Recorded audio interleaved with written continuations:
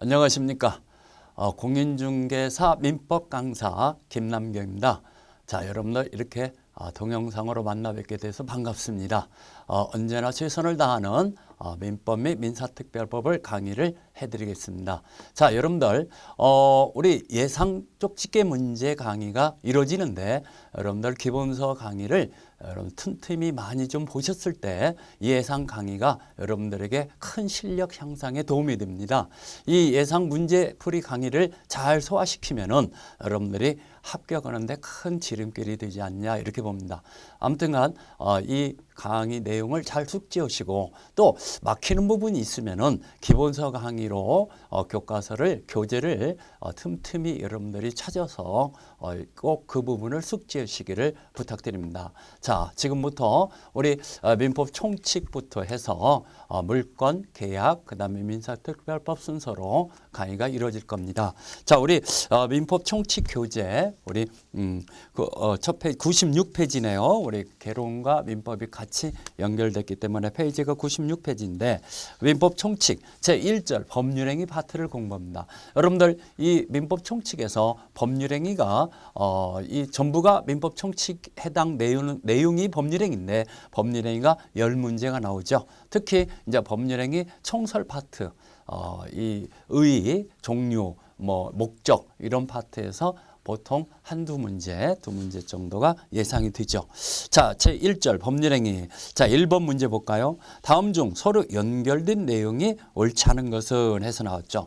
우리 권리변동에 관한 문제가 가끔 출제되는데 지금 권리변동에 관한 문제죠. 자, 우리 한번 7, 8을 보면서 권리변동을 다시 한번 기억을 재생하면서 여러분들 공부 시작합시다. 권리변동이다. 권리의 발생, 변경, 소멸을 얘기하는 거죠. 권리의 발생, 변경, 소멸. 이걸 권리변동이다 그러죠. 권리의 발생, 변경, 소멸. 그러면 권리의 발생되는 모습부터 보자 이겁니다. 발생되는 모습은 최초로 발생하는 원시 취득이 있고 그 다음에 앞사람의 권리를 이어받아서 취득하는 승계 취득이 있습니다. 자, 원시 취득을 절대적 발생이다 이렇게 명명하죠. 절대적 발생. 승계 취득을 상대적 발생이라고 합니다. 앞사람의 권리를 승계받는 거. 그러면 최초로 발생하는 원시 취득은 어떤 것들이 있는가? 자, 여러분들 잘 알다시피 신축 건물. 신축 건물에 의한 소유권, 건물의 소유권 취득은 건축자, 신축자의 최초로 취득하는 거죠. 여기서 여러분들이 주의할 것은 보존 등기 없이도 취득한다는 거. 이것을 주의하셔야죠. 자, 보존 등기가 없는 미등기 무허가 건물이라 할지라도 신축자가 그 건물의 원시 취득자가 되죠. 그러면 독립한 건물이라고 인정되려면은 우리 판례에서 세 가지 요건이 갖춰져야 한다 그러죠. 기둥, 지붕, 주벽이 이루어지면은 그 건물이 미등기나 무허가 건물이라 할지라도 신축자가 원시 취득자가 된다는 거. 두 번째, 무주물 선점이다. 여러분들 주인이 없는 물건을 먼저 점유하는 것을 선점이라고 그러죠. 무주물. 자, 무주물은 동산만 인정되죠. 부동산의 무주물은 선점이 인정되는 게 아니라 국가의 소유가 되죠. 국유가 되죠. 그러면 동산을 먼저 선점했을 때 인정되는 건데 이 무주물 선점에서 여러분들이 하나 또 알아놓으셔야 할 것이 있어요. 선점만 하면 소유권 취득하는 게 아니라 소유 의사를 가지고 선점해야 한다는 거. 자주점해야 한다는 거. 요게 시험 문제가 나오죠. 자주점해야만이 선점이 인정된다는 거. 그 다음에 유실물 습득이라는 게 있죠. 잃어버린 물건을 습득을 했을 때 습득자는 경찰관서에 신고를 해야죠. 공고를 해서 6개월 동안 공고를 해서 6개월이 지났는데도 유실자가 나타나지 않으면은 습득자가 소유권을 취득하는 거죠. 만약에 유실자가 소유권을 회복해 간다면은 이 습득자는 5 내지 20% 보상 청구가 가능하죠. 가끔 여러분들 돈다발을 주어갖고 신고를 해서 이 돈다발 주인이 찾아갔을 때는 이 보상을 받아야 하는데 보상을 더 많이 받냐 조금 받냐 이런 거 갖고 시비가 걸리는 경우가 종종 있잖아요. 아무튼간 보상은 해줘야죠. 5 내지 20% 내지에서 보상을 해줘야 한다. 공고를 해서 6개월 후에 습득자가 취득한다는 걸 주의하세요. 그 다음에 매작물 발견이다. 땅속에 묻혀있는 물건을 발견했을 때 발견자가 소유권을 취득하는 거죠. 자, 여기는 공고를 해서 1년간 기다려야죠. 그래서 소유자가 나타나지 않으면 발견자가 취득하는데, 물론 문화재, 국보급 이런 문화재 같은 경우는 다 국유가 되죠.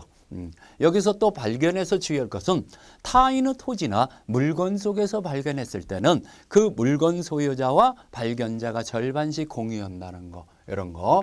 자, 5번째, 우리 선의취득이라는 게 있잖아요. 이 선의취득은 동산만 인정됩니다. 부동산은 인정이 안 되다 보니까 선의취득제도가 시험 문제가 곧잘 나오지는 않는데, 여러분들 이전에 10년 전에 나오고 지금 안 나오고 있지만은 아무튼간 부동산에는 적용 없다. 동산만 인정된다. 취득시효라는 게 있잖아요. 시효 취득이다. 이건 부동산, 동산 다 인정되죠. 원시 취득에 해당되죠. 그 다음에 첨부에 의한 소유권 취득이나 이런 것들이 다 원시 취득에 해당된다는 거. 그러면 승계 취득은 뭐냐? 앞사람의 권리를 이어받는 건데 이전적 승계와 설정적 승계로 나눠볼 수 있죠. 이전적 승계, 설정적 승계.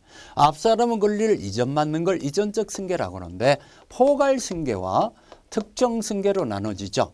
자, 포괄 승계라는 것은 말 그대로 하자까지도 포괄적으로 승계되는 것으로서 상속, 회사 합병, 포괄 유증 이런 것들을 들 수 있죠.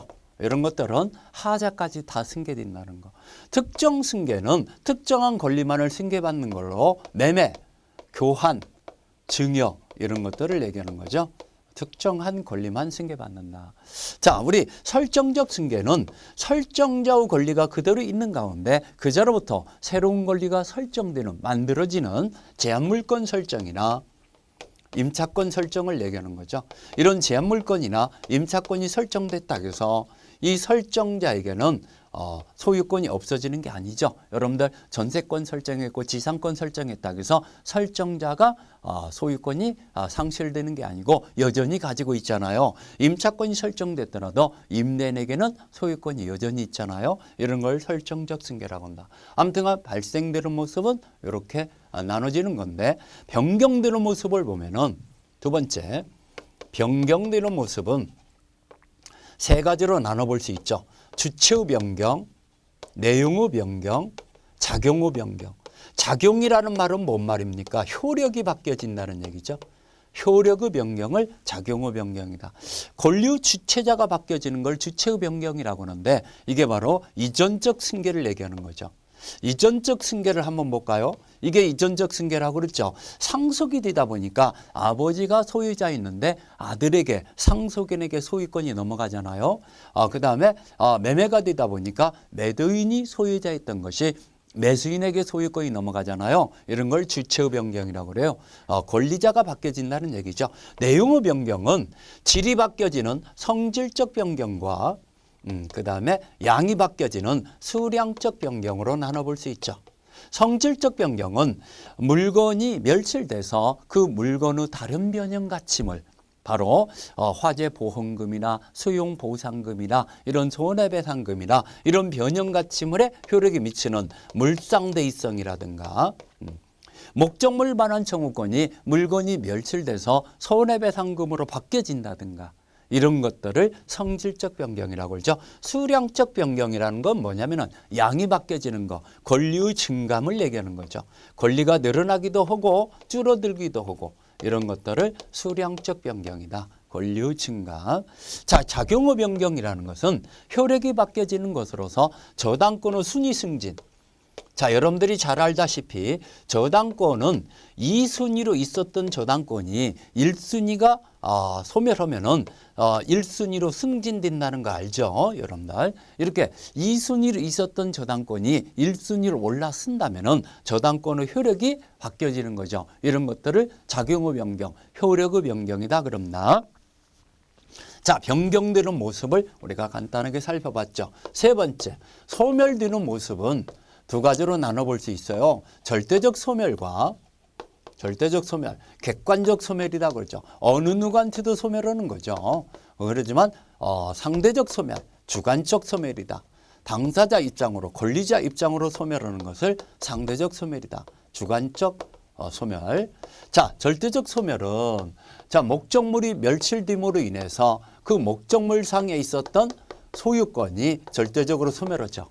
목적물이 멸실됨으로써 우리 소멸시가 완성됨으로써 권리가 소멸되는 거, 이런 거. 우리 권리를 포기함으로써 권리가 소멸하는 거, 이런 거. 수용이 된다든가 또는 몰수된다든가 이런 거에 의해서 권리가 소멸을 되는 거. 혼동에 의한 소멸, 이런 것들을 절대적 소멸이다 그러죠. 상대적 소멸은 우리 권리자 입장에서 매매가 되다 보니까 매도인이 소유권자에 있는데 매수인에게 소유권이 이전이 되다 보니까 매도인 입장에서는 권리가 소멸되는 걸 상대적 소멸이다. 권리자의 입장에서 소멸하는 거, 이런 것들을 상대적 소멸이다 그러죠. 그래서 우리 예를 들어서 갑이라는 사람의 이 아파트를, 갑 앞으로 등기되어 있는 이 아파트를 을과 매매가 이루어졌어요. 매매 원인으로서 매수인에게 이전 등기가 행해지다 보니까 아파트 소유권이 갑에서 을로 변경이 생겼죠. 그러면 갑의 입장에서는 있었던 권리가 상실되는 효과가 생겼죠. 매매 원인에 의해서. 이걸 갑의 입장에서 소멸하는 걸 상대적 소멸이라고 하죠. 그러면 을의 입장에서는 발생되는 모습이죠. 상대적 발생이다. 승계취득이란 얘기죠. 매매로 인해서 취득한 거니까 이게 승계취득이다. 특정 승계라고 봐야죠. 매수인은. 그러면은 이렇게 갑의 입장에서는 소멸되고 을의 입장에서는 발생하고 갑의 아파트 소유권이 을에게 변동이 생겼다는 얘기잖아요. 그 원인이 이게 뭐냐? 매매계약이 원인이 돼서 생긴 거죠. 이 매매계약을 권리 변동이 생기게 되는 원인, 이걸 우리가 법률 요건이다 그럽니다. 이런 법률 요건에 의해서 권리 변동이 생기게 됐다는 얘기죠. 법률 요건이라는 것은 권리 변동이 생기게 되는 원인을 말하는 거죠. 이런 권리 변동에 관한 문제가 종종 이렇게 시험 문제가 출제되기 때문에 여러분들이 좀 귀찮더라도 내용을 숙지해 놓으셔야 합니다. 자, 1번 문제가 바로 그 문제입니다. 우리 한번 검토해 볼까요? 다음 중 서로 연결된 내용이 옳지 않은 것은 원시 취득, 선의 취득이나 유실물 습득에 의한 소유권 취득 맞았지 않습니까? 우리 원시 취득, 자, 유실물 습득에 의한 소유권 취득, 선의 취득.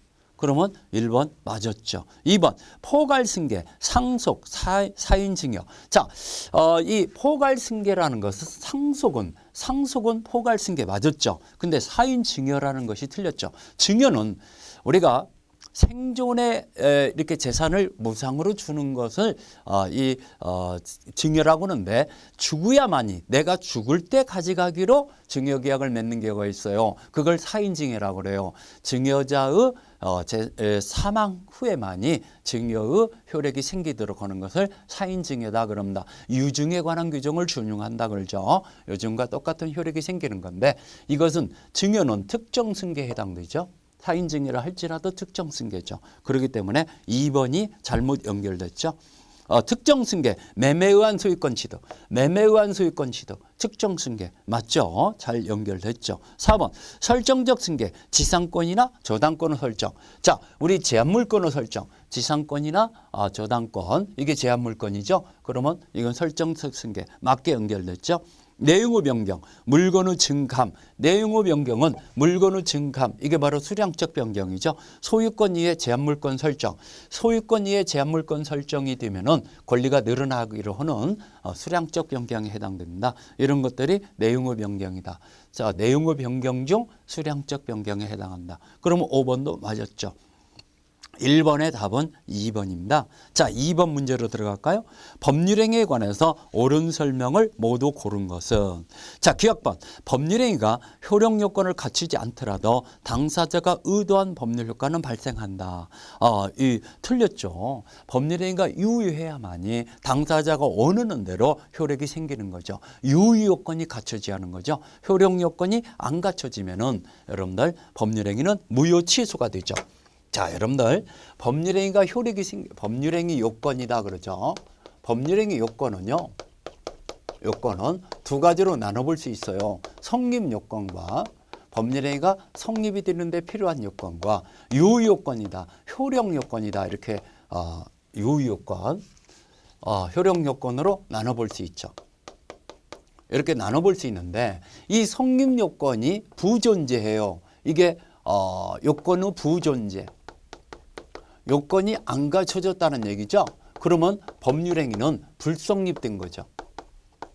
법률행위가 불성립으로 요건이 부존재되면 법률행위가 아닙니다.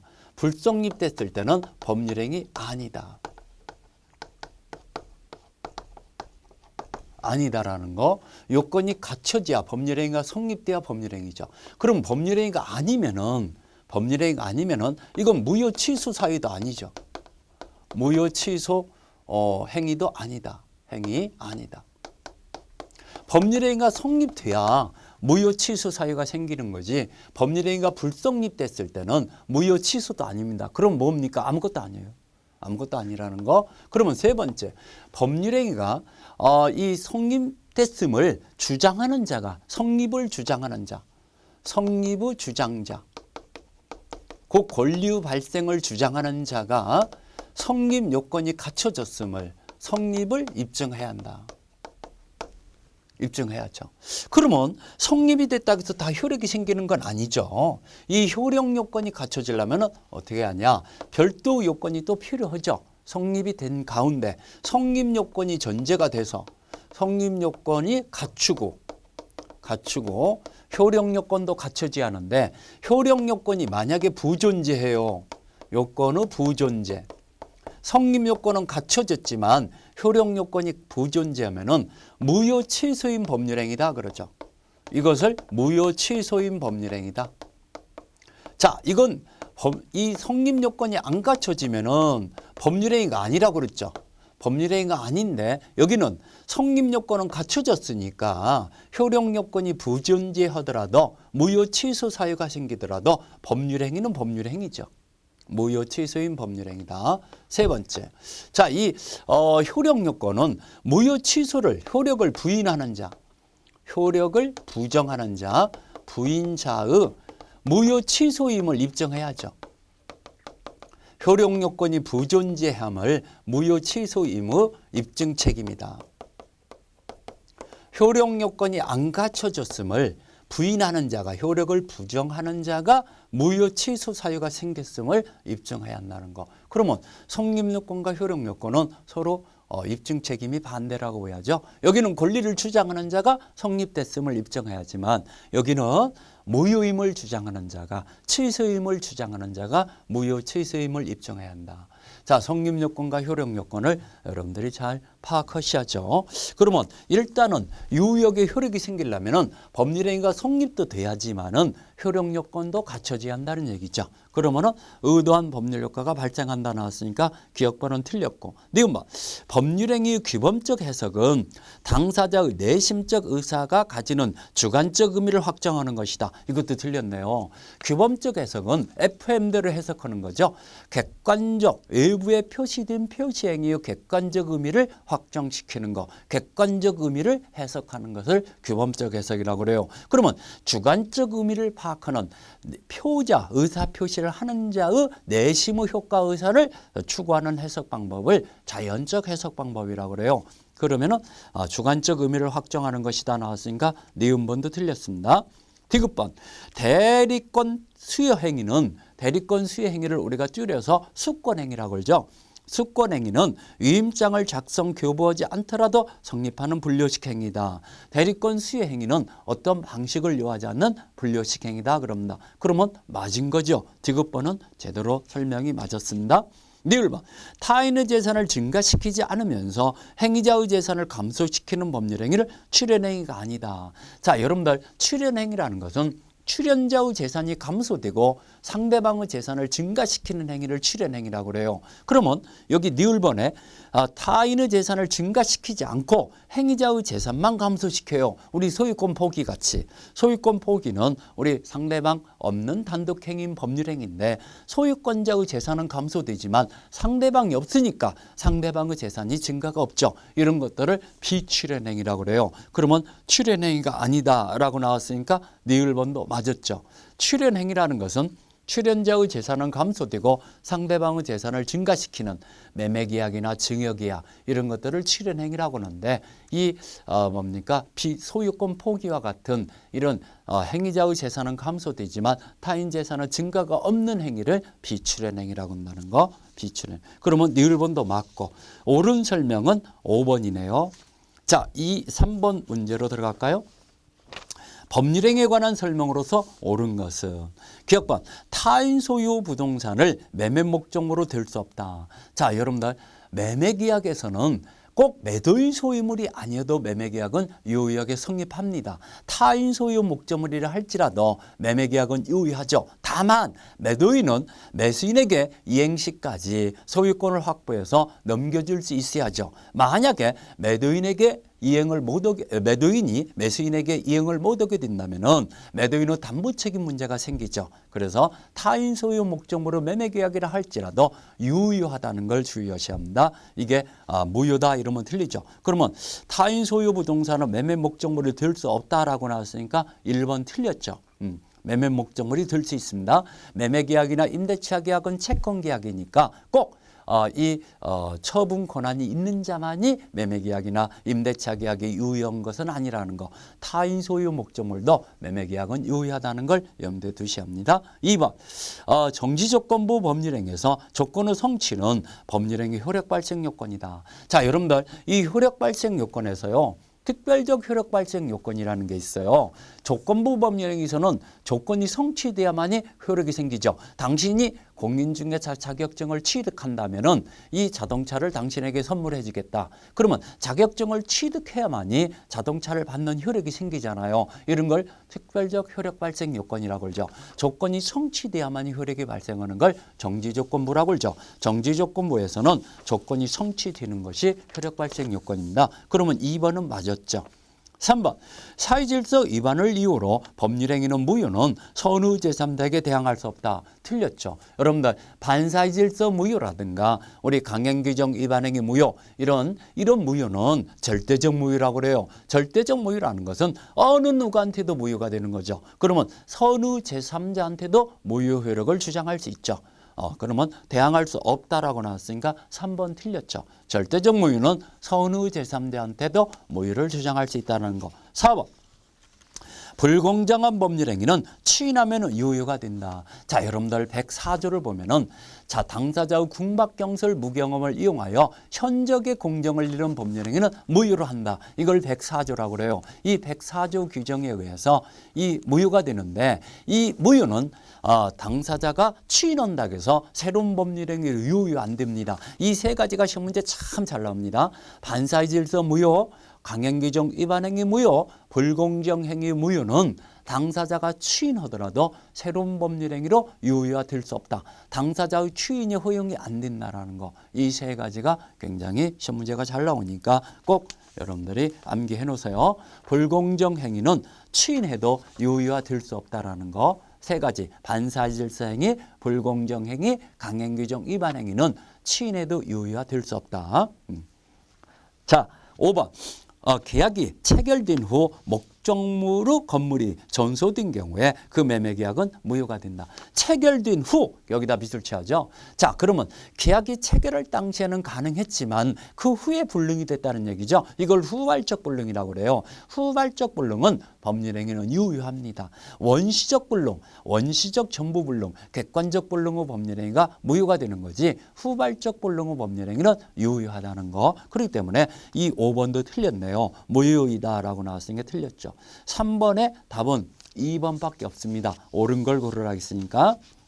4번 법률행위 목적에 관한 설명으로서 옳은 것은 법률행위 목적. 자, 여러분들 법률행위 목적이 유효하려면은 첫 번째, 자, 확정 가능하다는 거, 법률행위 성립 당시에 확정됐다든가 이행시까지 확정 가능해야만이 유효하다는 거. 만약에 확정할 수 없단다면은 그 법률행위는 무효죠. 첫 번째. 두 번째, 실현 가능해야죠. 실현 가능해야 법률행위가 유효죠. 불가능을 목적으로 했을 때는 원시적 불능의 법률행위는 무효입니다. 원시적 불능의 법률행위는 무효이기 때문에 실현 가능해야 한다는 거. 세 번째, 자, 우리 법률행위는 적법성이 있어야죠. 강행규정이 위반돼서는 안 된다는 얘기죠. 그러면 강행규정이 위반되는 법률행위는 어떻게 되냐? 무효가 되죠. 무효. 적법성이 있어야 한다는 거. 네 번째, 사회적 타당성이 있어야죠. 반사회 질서의 법률행위는 무효죠. 사회적 타당성이 있어야만이 그 법률행위는 유효화된다는 거. 이 네 가지가 법률행위 목적에서 유효 요건에 해당되는 일반적 효력 요건인데 이 네 가지가 굉장히 중요하죠. 여러분들 기출문제 2문제 정도는 예상이 되는 부분이죠. 자, 법률행위 목적에 관한 문제죠. 옳은 거. 1번 농지 취득 자격 증명은 농지 매매의 효력 발생 요건이다. 틀렸죠. 농지 매매에서는 농지 취득 자격 증명은 등기를 하는 데 필요한 가치할 서류에 불과하지 매매에 영향을 미치는 효력 발생 요건이 아니다라고 판결을 내렸죠. 여러분들 기출문제 3번이나 나왔죠. 자, 농지 매매에서 농민 취득 자격 증명, 그러니까 농지 취득 자격 증명이 없는 농민이 아닌 자도 농지 매매는 유효하게 취득합니다. 다만 등기를 할 때 가치할 서류에 불과한다는 거 염두에 두셔야 합니다. 그러면 1번 틀렸고 2번 탈세를 목적으로 하는 중간 생략 등기는 언제나 무효이다. 여러분들 중간 생략 등기는 부동산 등기 특별조치법에서 금지시키고 있을 뿐이지 그게 무효가 되는 건 아니죠. 유효하죠. 벌칙이 부과되죠. 3년 이하의 징역에다가 1억 원 이하의 벌금에 처한다라는 벌칙이 부과될 뿐이지 사법상 효력은 유효하게 인정하죠. 왜냐하면은 부동산 등기 특별조치법은 단속 규정에 지나지 않는다라고 판결을 내리죠. 그래서 단속을 하기 위해서 제재를 가할 뿐이지 이 사법상 효력은 유효하다는 거. 그렇기 때문에 무효이다 나왔으니까 2번 틀렸고 3번 계약 성립 후 채무 이행이 불가능하게 되더라도 성립 후에 불가능하게 되는 걸 후발적 불능이라고 그랬잖아요. 후발적 불능의 법률행위는 유효하다고 그랬죠. 되더라도 계약이 무효가 되는 건 아니다. 옳거니 맞았습니다. 3번이 맞았네요. 그러면 옳은 걸 고르라 했으니까 답이 3번 나왔죠. 4번 법률행위 표시된 동기가 사회질서에 반하는 경우에 그 법률행위는 반사회적 법률행위라 할 수 없다. 자, 여러분들 동기유불법이라는 게 있죠. 자, 이 동기유불법은 자 간단하게 여러분들 소개해 드릴게요. 동기라는 것은 무엇을 동기라고 하냐. 의사표시의 내용이 들 수 없는 게 원칙이죠.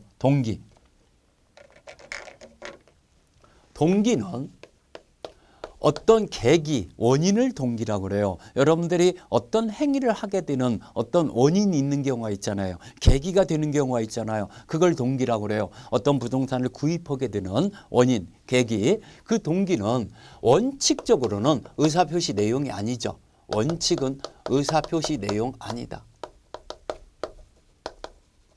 내용이 아니다라는 거. 그렇기 때문에 이 동기가 불법이 되더라도 마음속에서 흑심을 먹고 있더라도 그건 반사회 질서가 아닌 것이 원칙이죠. 그렇지만 동기가 표시가 됐다든가 동기 표시설이라고 그러죠. 표시가 된 경우 또는 상대방이 알게 된 경우 상대방이 알게 됐어요.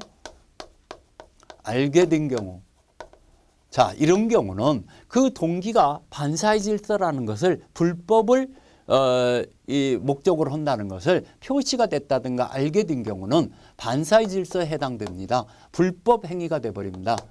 반사회 질서 행위가 된다. 그렇기 때문에 반사회 질서의 내용으로 되기 때문에 이건 무효가 되는 거죠.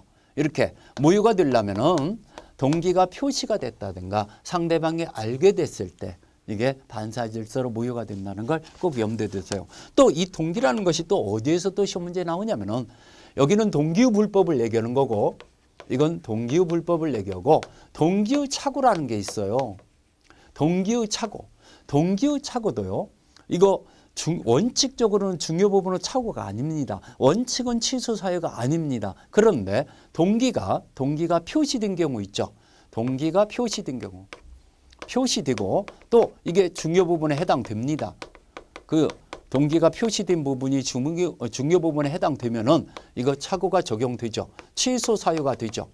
취소 가능하죠. 착오에 의해서. 그다음에 표시가 안 됐더라도 표시가 없더라도 이 뭡니까? 우리 상대방 유발한 동기의 착오. 유발. 원인을 제공했다는 얘기죠. 유발했다는 얘기는 이런 경우도 취소가 가능하죠. 자, 우리 동기유불법일 때 정리합시다. 표시가 됐다든가 그 불법이 표시가 됐다든가 상대방이 알게 된 경우에는 반사의 질서로 무효가 된다고 그랬어요. 동기의 착오는 동기가 표시됐어요. 또 중요 부분에 해당돼요. 또 표시가 안 됐더라도 상대방이 유발했어요. 그러면은 착오 이후로 취소할 수 있다고 그랬습니다. 자, 이 두 가지만 여러분들이 동기에 대해서 정리해 놓으면은 동기 문제가 나왔을 때 다 맞출 수 있어요. 곧잘 출제되는 부분입니다. 여러분들 이거 꼭 숙지해 놓으셔야 합니다. 자, 동기유불법을 지금 물어본 거죠. 4번 다시 읽어볼까요? 법률행위가 표시된 동기가 사회질서에 반하는 경우, 표시된 동기라고 나왔잖아요. 표시에다 동그라미 딱 치하죠. 반하는 경우 그 법률행위는 반사회적 법률행위라고 할 수 없다. 반사회적 법률행위라고 할 수 없다가 아니라 할 수 있다 이래야죠. 반사의 질서 행위로서 무효이다 이래야죠. 표시됐으니까. 그래서 4번 틀렸고. 5번 단순히 강제집행을 면하기 위해서 부동산을 허위의 근저당권 설정 등기를 격려하더라도 이런 반사의 질서 법률행위에 해당한다. 틀렸습니다. 강제집행을 면하기 위해서 탈세를 하기 위해서 여러 가지 이런 다운계약서를 쓴다든가 또는 강제집행을 면하기 위해서 이런 근저당권 설정 등기를 한다든가 이런 것들은 허위 표시일 뿐이지 반사의 질서는 아니다 그럽니다. 반사의 질서는 아니기 때문에 반사의 질서에 해당한다라고 나왔으니까 5번이 틀렸죠. 이 5번 판례 같은 경우는 한 4번 출제됐습니다. 여러분들 잘 숙지해 놓으셔야 합니다. 4번의 답은 3번입니다. 자, 5번 문제로 들어갈까요? 반사회적 법률행위에 해당하지 않는 것은 자, 어떤 일이 있어도 이혼하지 않겠다고 하는 약정, 혼인하지 않겠다, 이혼하지 않겠다, 개인의 자유를 극도로 억압하는 이런 약정이잖아요. 이건 반사의 질서입니다. 개인의 자유를 그가 극도로 억압하는 이런 것들은 반사의 질서죠. 그러면 1번 반사의 질서에 해당하는 거고 2번 불법을 밀수에 사용될 줄 알면서도 금원을 대출해 주기로 한 약정.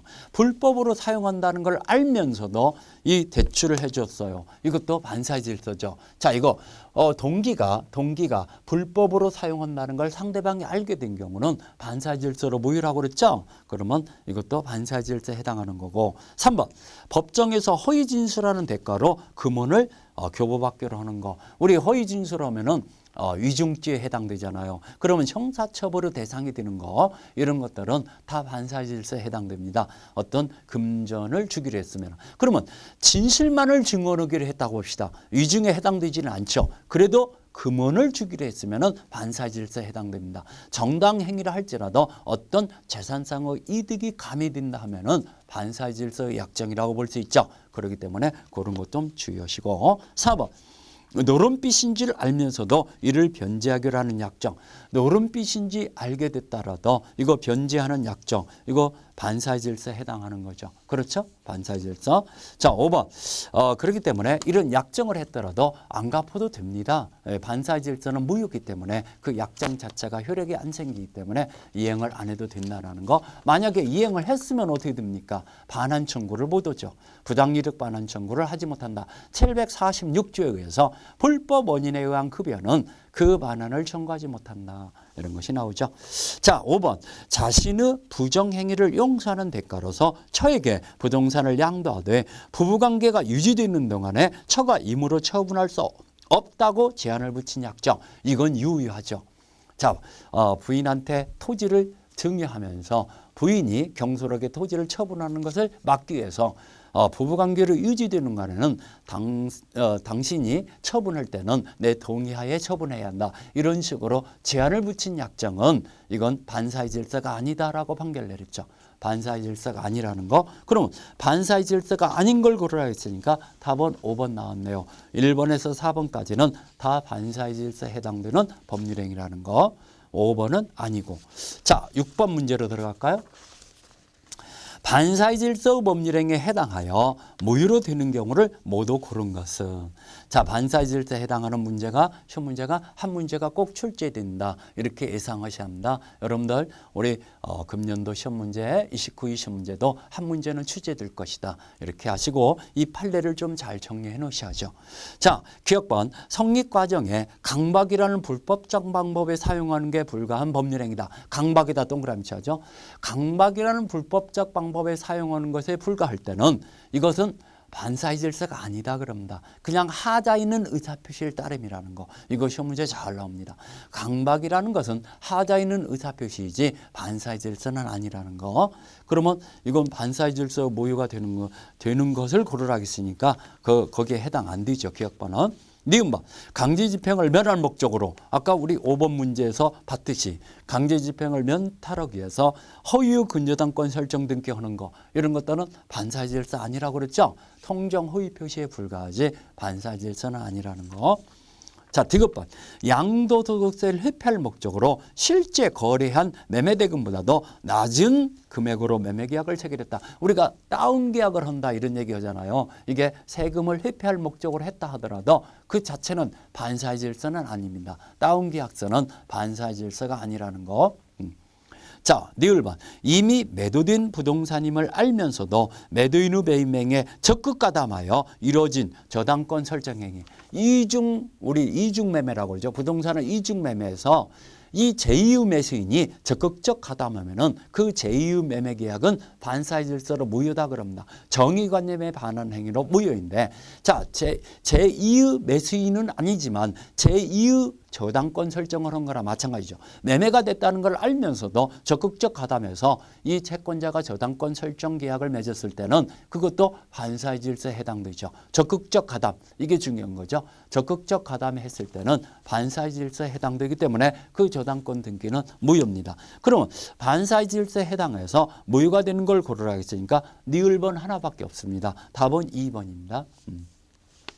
자, 7번 불공정한 법률행위에 관한 설명으로서 옳은 것은 1번 대리행위의 경우 경솔, 궁박, 대리를 기준으로 판단하지만 무경험은 본의를 기준으로 판단한다. 틀렸습니다. 여러분들 우리 불공정한 법률행위는 피해 당사자의 궁박, 경솔, 무경험을 상대방이 이용하여 현저하게 공정을 이룬 법률행위는 무효로 한다. 이게 바로 104조 불공정한 법률행위, 폭리행위라고 그러죠. 일명. 그런데 우리 대리인을 통해서 불공정행위가 이루어졌을 때는 궁박은 본인을 기준으로 결정하고 경솔, 무경험은 대리인을 표준으로 결정한다 그럽니다. 그런데 여기에 1번을 보니까 경솔, 궁박은 대리를 표준으로 엉망으로 써놨잖아요. 궁박은 본인을 기준으로, 경솔, 무경험은 대리인을 기준으로 정한다. 그래서 여러분들 시험 문제 곧잘 잘 나오는 지문이니까 꼭 좀 잘 기억하세요. 여러분들 이렇게 생각하면 좋습니다.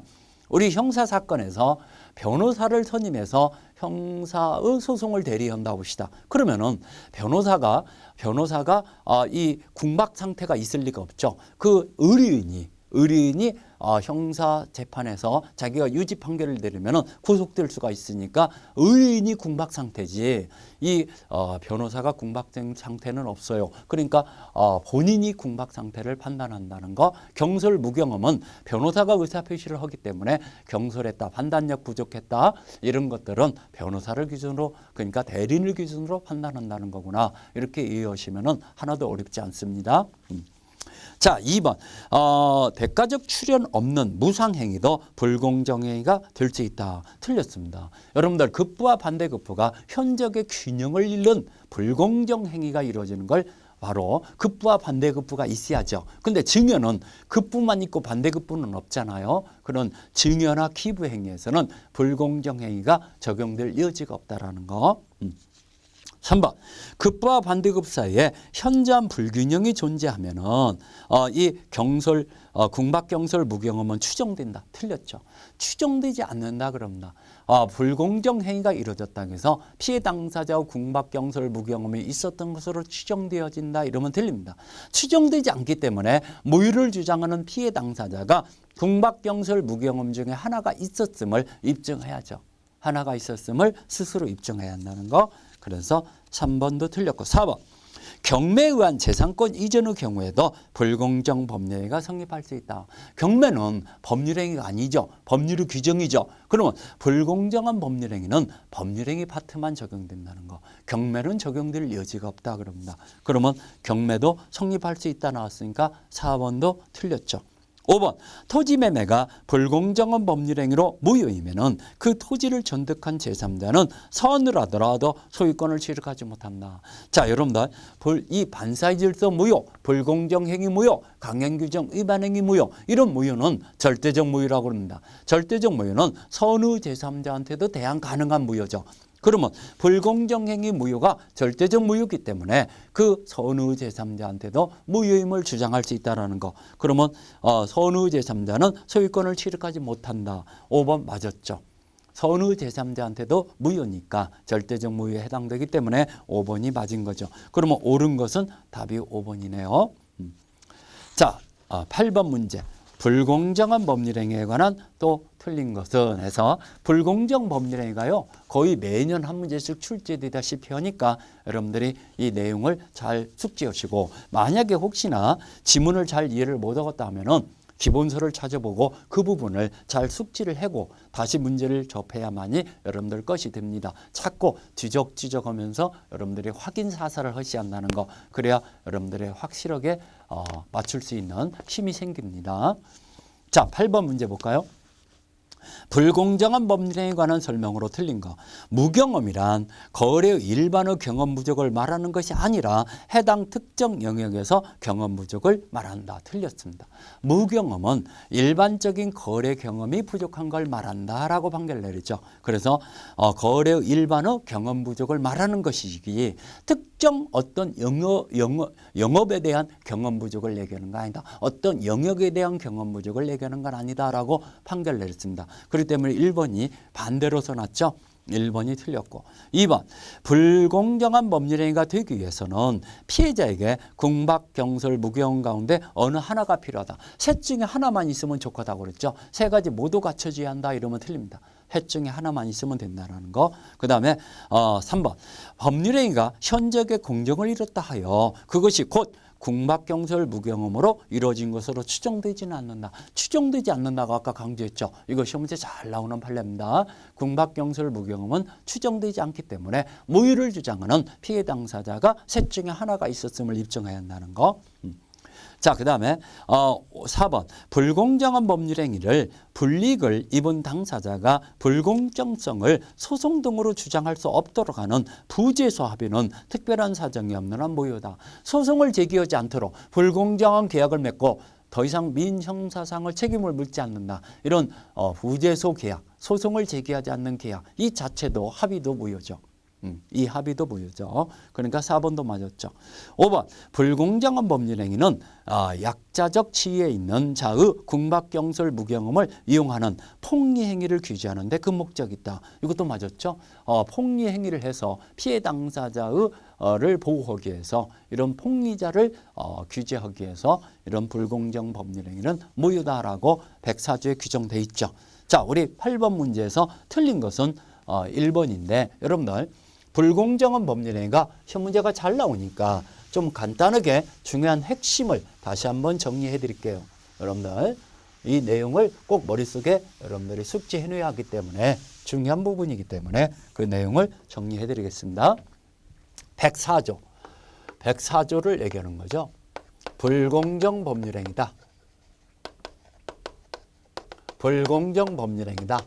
일명 이걸 폭리행위라고 그래요. 폭리행위. 자, 이 불공정 법률행위는 첫 번째 103조 반사의 질서 하나의 예시 규정이라는 거. 103조 하나의 예시 규정이다. 그러면 103조 속에 포함된다는 얘기죠. 하나의 유형이라는 얘기죠. 그러면 104조가 적용된다면은 104조에 의해서도 무효가 될 수 있고 103조에 의해서도 무효가 될 수 있어요. 그렇지만 104조 요건이 갖춰지지 않았다라더라도 103조로서 무효가 될 수도 있다라는 거. 103조 하나의 예시 규정이니까. 두 번째. 자, 이거 궁박, 경솔, 무경험을 이용해야 한다고 그랬죠. 피해 당사자의 궁박, 경솔, 무경험. 무경험이라는 이런 주관적 요건을 이용해야죠. 이 세 가지 중에 하나만 있으면 된다고 그랬죠. 하나만으로 충분하다는 거. 세 가지 모두 갖춰져야 하는 건 아니라는 거. 이건 추정되지 않는다는 거. 추정되지 않기 때문에 궁박, 경솔, 무경험은 피해 당사자, 무효를 주장하는 자가 입증해야죠. 그 다음에 자, 이 세 번째. 이 국막이라는 것은 경제적 얘기만 얘기하는 건 아니죠. 국막은 경제적 또는 심리적, 정신적 다 포함되죠. 이런 도 다 포함된다는 거. 네 번째.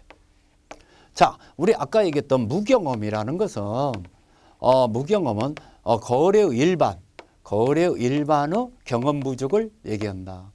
경험 부족을 얘기하지 어떤 특정 영역의 경험 부족을 얘기하는 건 아니라고 그랬어요. 무경험이라는 것은. 다섯 번째. 자, 이 대리행위에서는 이 국막은 본인이 표징이 되는 거고, 경솔무경험은 대리인을 표준으로 정한다 그랬어요. 대리. 시험 문제 잘 나온다고 그랬죠? 대리인이 표징이 된다. 자, 이거 좀 잘 정리해 놓으시고, 세 번째. 자, 우리 이 상대방은 알면서 이용해야죠. 악의의 상대방이 한다는 거 알면서 이용했어야 한다. 폭리 의사가 있었어야죠. 폭리 의사. 알면서 이용했어야 한다. 그 다음에 네 번째. 이 불공정 법률행위가 되려면은 급부와 반대급부가 현저하게 균형을 이뤘어야죠. 불균형의 행위가 이루어져야 한다. 그렇기 때문에 아까 얘기했던 증여, 기부행위 이런 것들은 적용되지 않는다고 그랬죠. 이것은 적용 없다. 반대급부가 없기 때문에 불균형의 행위가 이루어질 수가 없죠. 그렇기 때문에 적용 없다. 다섯 번째, 이건 법률행위 파트만 적용되기 때문에 경매는 적용 없다. 하지만 여러분들 단독행위는 적용된다는 걸 주의하세요. 자, 단독으로 하는 법률행위를 단독행위인데 단독행위에서는 적용된다. 그럼 마지막으로 일곱 번째, 이 무효는 절대적 무효예요. 절대적 무효이기 때문에 서른의 제3자한테도 무효를 주장할 수 있죠. 그러면 이건 무효이기 때문에 이행을 안 했으면 이행할 필요가 없는데 이게 이행이 됐습니다. 이것까지도 알아놓으세요. 이행이 됐으면은 피해자는 반환 청구가 가는 겁니다. 피해자는 줬던 것을 반환 청구할 수 있죠. 인정되지만은 폭리자는 불법 행위자이기 때문에요. 746조에 의해서 반환 청구가 부정된다는 거. 피해자는 불법 행위가 아니고 피해를 당한 자잖아요. 그렇기 때문에 이행을 했던 부분은 반환 청구가 인정됩니다. 그렇지만 폭리자가 이행한 부분은 반환 청구하지 못한다라는 거. 이것도 염두에 두십시오. 아무튼간 불공정한 법률행위에 대해서 핵심적인 내용을 몇 가지 또 다시 한번 확인 사살해 드렸습니다.